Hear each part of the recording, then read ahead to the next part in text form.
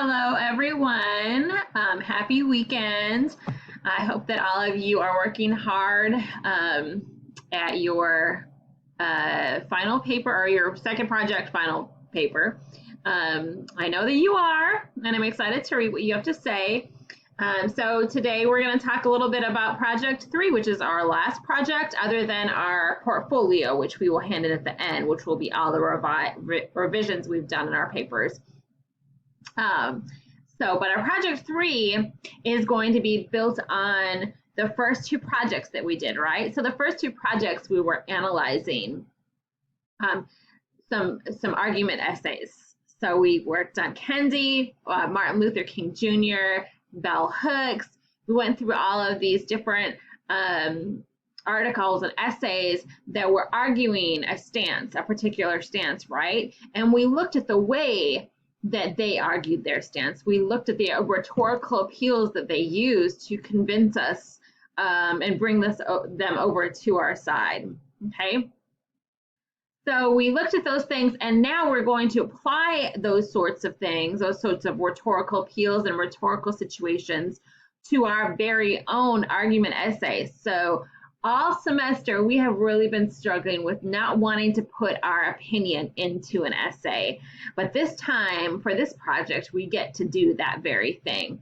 We still are not going to use personal pronouns, right? Because this isn't a creative essay. It is creative, but it's not a narrative essay. It's an academic essay where you're arguing a stance. So you don't get to use I think or I believe or anything like that. However, you do get to, really insert your opinion into an essay without using those personal pronouns, right? And you're going to do this by providing evidence to support your stance. So it's going to be structured similarly to the other essays. You're going to have an introduction with your thesis statement, and in your thesis statement, you're going to take a stance. You're going to say something like, police brutality is bad because of this, okay? So your thesis statement is going to be a lot more nuanced than that, but you're going to take a stance whether you agree with something or don't agree with something. And following that, you're going to set up the context of the article and the purpose for writing this article. So you're going to provide us with some historical background to the situation that you are discussing, the topic you're discussing. This is going to be a little bit more pulled back and not so opinion-y. This part, you're just going to provide context, historical context, examples of things that have happened in history that have led to the point that we are in regarding the situation, right?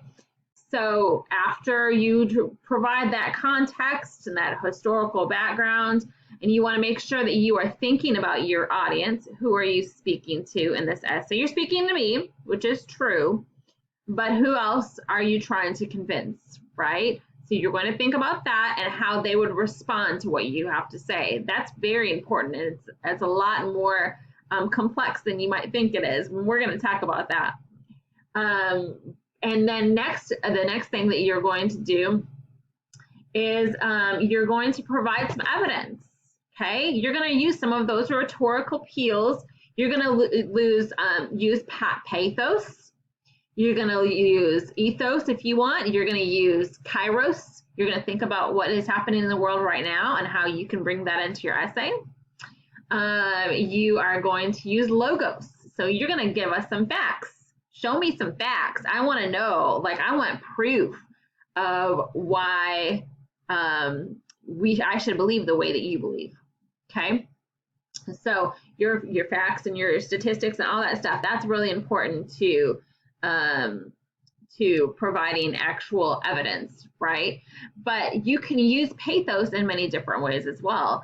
So you can even though you don't want to sway them in the fact that you believe a certain way, you can actually provide a personal narrative if you want. I'm going to let you do that. I don't know if all the other teachers are going to let you do that, but you can actually provide a small story about an experience that you had that shows evidence that this thing is true. You can do that. You can provide other examples of other people, kind of those emotional experiences that will make people cry a little bit. You can think about the way that you say things, the words that you use to inspire people. That's a form of pathos as well. And then, of course, if you do provide information, you want to. Sorry, my cat is playing with a cardboard box. You want to also provide ethos, which is a credible source, credible information, a credible source of information. So this could be like an organization, a government organization. This could be just some expert of some kind. It could be a social scientist, could be a politician that is reputable.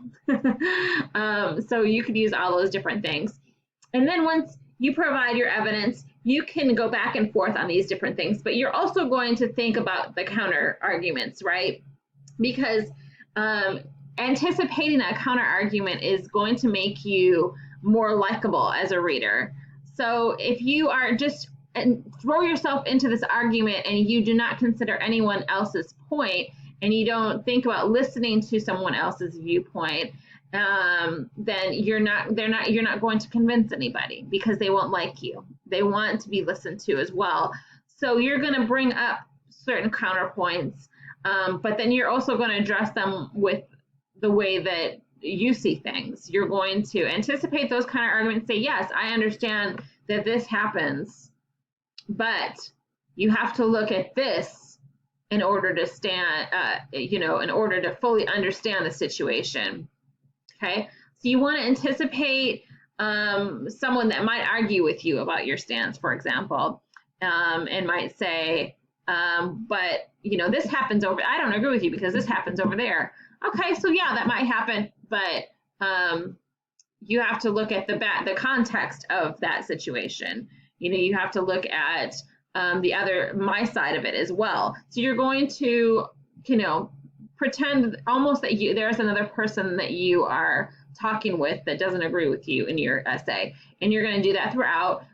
You're going to supply your evidence, and then you're going to do counter arguments, and then you're going to supply your evidence and counter arguments. So that's a lot of what you're going to be doing in your essay. And finally, you're going to be finishing off your essay with a good conclusion. And I don't want it just to be generic. I want you to really think about not just summarizing what your main points. I don't want you to think about that. I want you to think about this last effort to convince your reader. And what kind of question are you going to leave them with? What kind of last impactful statements are you going to make? Because this is the last chance that you have to convince them of this, right? So I want you to think about that in your introduction. I want it to be really compelling. What is often really compelling, and think about what was really inspiring to you in some of the essays that you wrote. Maybe stories like images, scenes that people might have portrayed to you in the essay that kind of made you emotional, images that they painted about a foot on, a knee on someone's neck. Just think about like real images that will bring your reader into that context and into your argument and pull them along with you. So that's where we're going to start. That's just an introduction to this assignment. Please do all of your readings for this week, because we are going to talk about it in class on Thursday. We're going to talk about some of those readings. Thankfully, I get to choose these readings this time, which I'm excited about because, and this time we can actually talk about them because we're not going to be analyzing them. So I'm very excited about that, and I hope you guys do all the work you need to do this week.